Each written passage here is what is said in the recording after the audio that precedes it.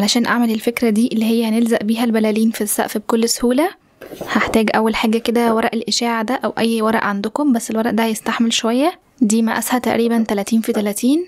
بصوا هحطها بالشكل ده كده، وبعدين هبدأ اجيب الزاويتين على بعض وهقفلها زي القرطاس كده، وهخليها على اوسع حاجة على قد ما اقدر علشان اعرف احط البالونة من فوق ويكون في مساحة واسعة. بعد كده هستخدم اللزق الشفاف علشان اثبتها في بعض.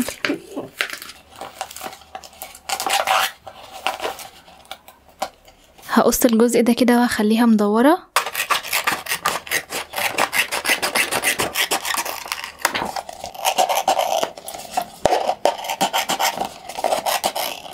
وكده دي بقت جاهزة. بعد كده هنحتاج ماسورة ستاير زي كده، دي بجيبها من محلات الحدايد والبويات، دي طولها متر، ممكن تعملوها اقصر او اطول من كده.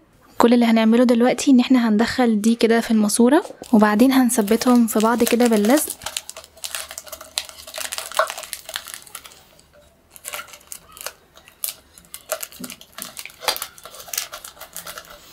وبس كده بقت جاهزة للاستخدام. حطيتها في الاختراع التحفة ده علشان اعرف الزقها بسهولة وانا واقفة على الارض، بجد مريح قوي، وكمان فوق السرير صعب قوي نقف على حاجة، فتحفة يعني. بصوا بقى شكله في الضلمة مع الاضواء الخفيفة اللي احنا حاطينها دي، شكله تحفة. ديكور سهل قوي، اتمنى كلكم تجربوه. كمان هنزل لكم فيديو بكل الخامات اللي انا استخدمتها في الديكور ده، الخامات هتكون متوفرة معانا على الصفحة وتقدروا تطلبوها.